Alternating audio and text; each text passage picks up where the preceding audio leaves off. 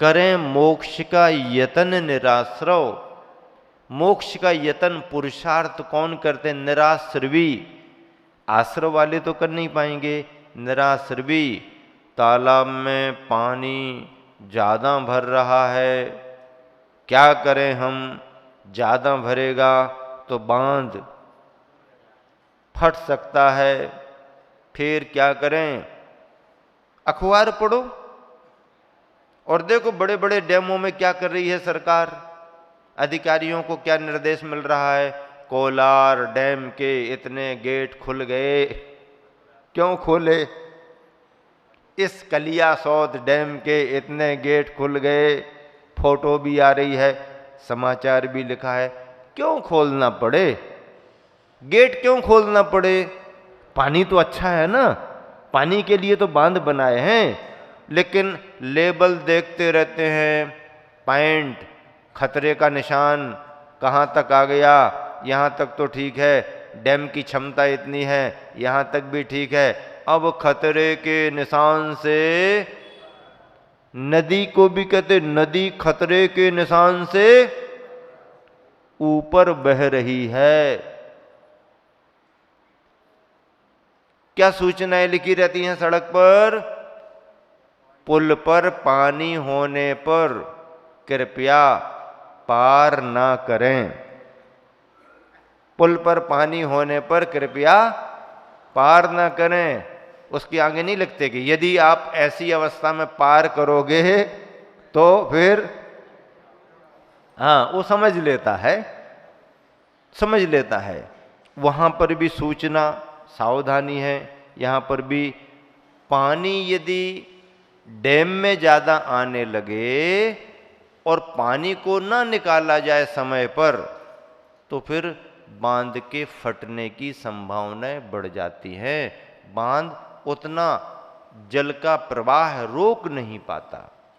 इसलिए स्तर कहाँ तक बढ़ गया, कहाँ तक बढ़ गया, कहाँ तक बढ़ गया? यहाँ तक तो ठीक है, इंजीनियर ने कहा है यहाँ तक कोई खतरा नहीं, लेकिन इससे ऊपर बढ़े तो करना। और पानी बहुत गिर रहा है, तालाब में बहुत आ रहा, डैम भर गया है, चलो खोल दो। एक डैम, एक गेट, दो गेट, पूरा गेट नहीं, पहले आधा खोलते हैं फिर पूरा। एक गेट से काम नहीं चला, दो गेट, कई बार तो सभी गेट खोल देना पड़ते हैं।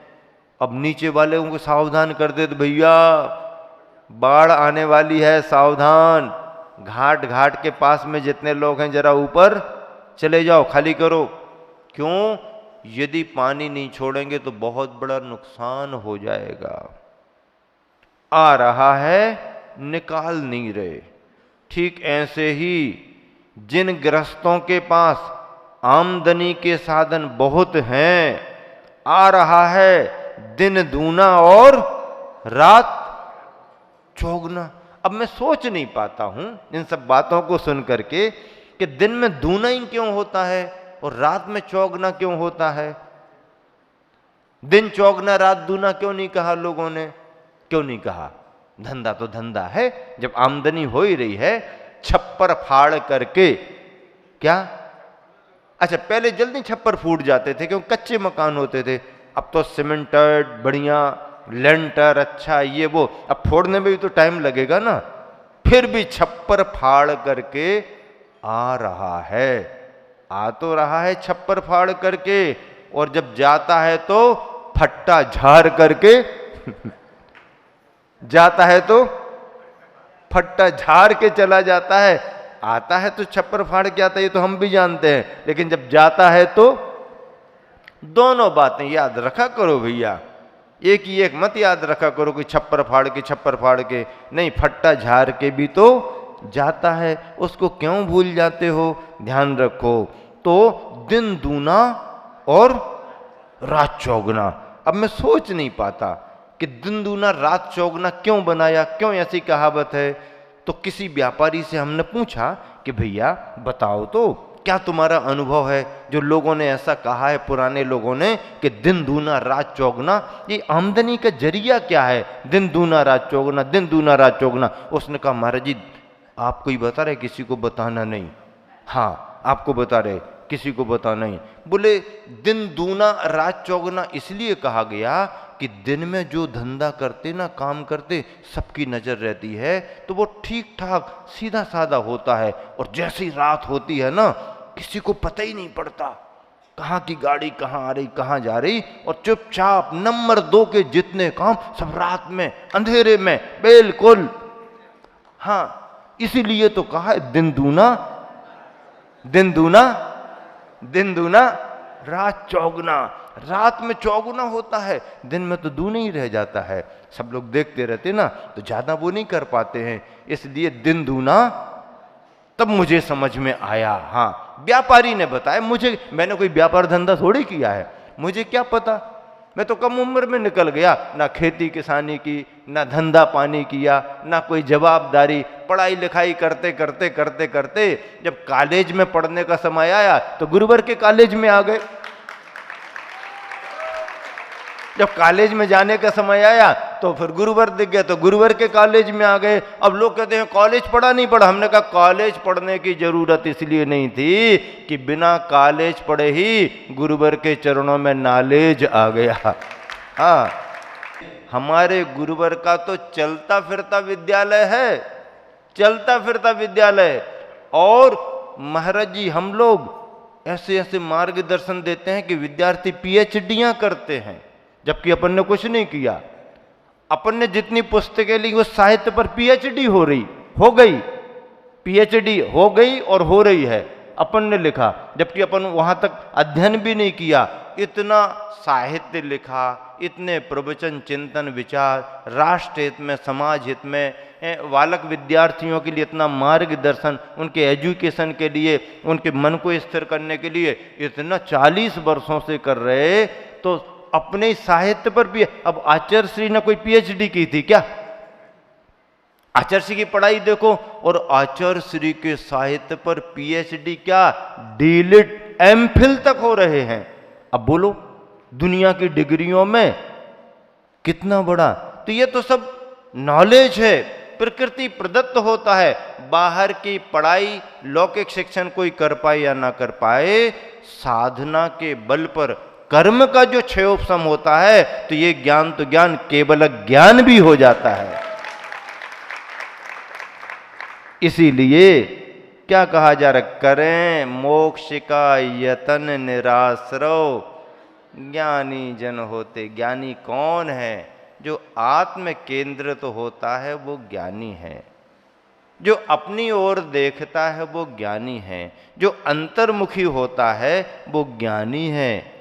अंतर्मुखी सदा सुखी, अंतर्मुखी सदा सुखी, और बहिर्मुखी सदा दुखी।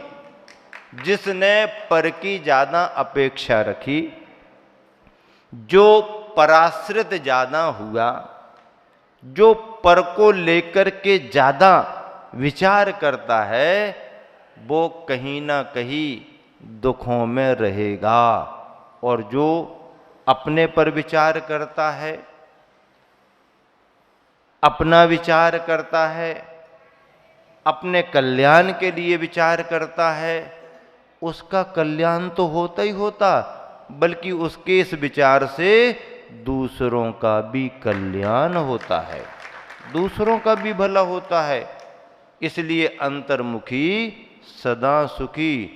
तीर्थंकर भगवान जन्म लेते हैं, इसी तरह का शरीर धारण करते हैं, और इस शरीर में भी फिर क्या करते हैं, वो जीवन की साधना करते हैं। अपना कल्याण तो करते ही करते हैं। जिन्होंने जन्म दिया, ऐसे जनक यानी पिता, जननी यानी माता, जनक यानी पिता, जननी यानी माता, यानी अपना कल्याण तो करते हैं, अपने जनक और जननी के कल्याण में भी निमित्त बनते हैं। एक बार यदि तीर्थंकर के कोई माता पिता बन जाएं, पंच कल्याणक वाले नहीं, एक बार साक्षात यदि कोई तीर्थंकर के माता पिता तीर्थंकर को जन्म देने वाले बन जाएं, तो तीसरे भव में माता पिता को मोक्ष होता ही होता है। क्यों? उस पर्याय से स्वर्ग जाएंगे वो। और मनुष्य बन करके माता पिता दोनों मुनि बन करके मोक्ष जाते ही जाते हैं। तीर्थंकर को साक्षात मुनि अवस्था में यदि किसी दातार ने आहार का दान दे दिया तो वह दातार उसी भाव में मुनि बन करके मोक्ष जाएगा, अथवा वहां से स्वर्ग जाकर के तीसरे भाव में मोक्ष जाएगा ही जाएगा। ऐसे तीर्थंकर होते हैं जो स्वयं अपना कल्याण करते हैं, जनक जननी का कल्याण करते हैं और संपूर्ण जगत के कल्याण में निमित्त बनते हैं। कल्याण तो व्यक्ति के उपादान से होगा, लेकिन निमित्त बनते हैं। निमित्त भी संसार के परिवर्तन में बहुत बड़ा कारण बनता है। ऐसे तीर्थंकर भगवंत आत्म साधना करते हैं, अपने लिए साधना करते हैं, पर उनकी साधना से जगत का भला भी होता है। संत का जीवन कैसा है? संत का जीवन न केवल जीने का बहाना है, संत का जीवन न केवल जीने का बहाना है, संत का जीवन न केवल सांसों का खजाना है। संत का जीवन न केवल जीने का बहाना है, संत का जीवन न केवल सांसों का खजाना है, संत का जीवन तो है लालिमा पूरब दिशा की। संत का जीवन तो है लालिमा पूरब दिशा की। संत का काम तो सारी धरती को जगाना है, संत का काम तो सारी धरती को जगाना है। जो हमारे पास आए उन्हीं का भला हो, इतने सीमित भी हम क्यों होंगे? जो हमारे पास नहीं आ पा रहा उसका भी भला हो, और जिसके हमारे पास आने के भाव भी नहीं है, श्रद्धा भी नहीं, नास्तिक भी है, हम तो चाहेंगे उसका भी भला हो। प्रशंसा करने वाले कोई आशीर्वाद देते ऐसा नहीं है, बल्कि प्रशंसा करने वाले को तो एक ही बार आशीर्वाद देते ताकि ये ज्यादा बार बार प्रशंसा ना करे, गड़बड़ ना हो जाए। लेकिन यदि कोई गालियां दे दे तो संत उसको डबल आशीर्वाद देते हैं। बहुत अच्छा, बहुत अच्छा। अभी तेरे को अपना धर्म मालूम नहीं है, अभी अहंकार और अज्ञानता का जोर चल रहा है। भगवान इसकी अज्ञानता और अहंकार कब चला जाए, इसको सद्बुद्धि आए, इसके लिए तेरे को ज्यादा जरूरत है। डबल डबल आशीर्वाद ले जा, जा, तेरे को ज्यादा जरूरत है। इसको तो एक में ही काम चल जाएगा, क्योंकि ये आधा तो आगे बढ़ गया, तूने तो अभी चलना ही शुरू नहीं किया, इसलिए तेरे को डबल डबल आशीर्वाद देते हैं। हाँ, संत वही तो होते हैं, अपने अपने भक्तों के लिए, अपने अपने प्यारों के लिए जो हमारे मन का काम करते हैं, उन्हीं को सारे तिलक लगा दें, ऐसा थोड़ी है भैया। है तिलक चेहरा देख करके थोड़ी लगाया तो चेहरा देख करके जाता है। चेहरा देख करके क्यों लगाया जाता? चेहरा नहीं देखें और माथे की जगह नाक पर लग गया तो चेहरा तो देखना पड़ेगा ना। चेहरा देख करके ही तो तिलक लगाएंगे, चेहरा देख करके तो लगा ताकि माथे पर लगे, लेकिन एकदम ऐसा नहीं कि हमारा परिचित है, हमारा परिचित है। भैया तिलक लगा रहे तो सभी को तो लगा दो ना। जो हमारा सहयोगी है उसको एक तिलक लगाओ, और जो असहयोगी है उसको डबल तिलक लगा दो। हाँ भैया, बहुत अच्छा, बहुत अच्छा, बहुत अच्छा। अरे भैया बहुत अच्छा।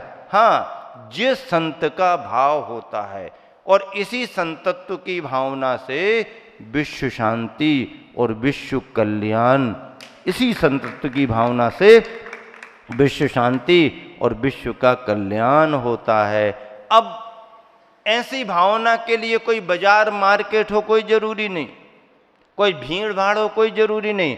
ये तो होली दिवाली के समारोह हैं, रोज रोज के थोड़ी हैं भाई। पूड़ी पराठे रोज रोज थोड़ी खाए जाते हैं, मेवा मिष्ठान रोज थोड़ी खाया जाता, कभी कभार खाया जाता है। रोज दाल बाफले खाने लगो तो फिर दाल के पानी पर आ जाओगे, बाफले तो चले जाएंगे। रोज दाल बाफले थोड़ी खाए जाते, रोज खान नहीं, वो तो बहुत अच्छे हैं, बहुत अच्छे हैं, खाते जाओ तो एक दिन बाफले तो चले जाएंगे, दाल के पानी पर आ जाओ, दाल भी निकाल दो। डॉक्टर कहेगा भैया ठीक होना है, अब दाल निकालो, पानी पर आ जाओ। ये तो होली दिवाली महोत्सव कार्यक्रम प्रभावना के अंग बनते हैं। संत तो जंगल में रह करके भी एकांत में रह करके भी, अपनी गुफा में रह करके भी, अपनी जगह पर रह करके भी विश्व शांति की कामना कर लेता है और उसकी बरगनाओं का प्रभाव वातावरण पर पड़ जाता है। अंत में यही प्रेरणा है आप सबके लिए कि करें मोक्ष का यतन निराश्रो, ज्ञानी जन होते हमको भी कर्मों के आश्रय से बचना चाहिए। इसलिए स्वाध्याय करो, धर्म की बातों को समझो, नियम संयम ग्रहण कर पाओ ना कर पाओ, बहुत बड़े व्रत उपवास कर पाओ ना कर पाओ, पर कम से कम धर्म की बातें समझना तो शुरू करो। आज यदि आप समझोगे तो कल किसी को समझा भी सकते हो, और कल करने का भाव हो तो समझदारी पूर्वक यदि कोई धर्म का कार्य करोगे तो उसमें मजबूती रहेगी, मन कमजोर नहीं होगा तुम्हारा। जैनियों को, जैन सिद्धांतों को समझने की बहुत जरूरत है। अरे बंधुओं, आप सौभाग्यशाली यहां पर आ गए, ऐसे और भी कई लोग होंगे तुम्हारी उम्र के जिनका मन अभी सुनने का नहीं हो पा रहा, आलस में पड़े होंगे, बहाने चल रहे होंगे, और ये परेशानी वो परेशानी।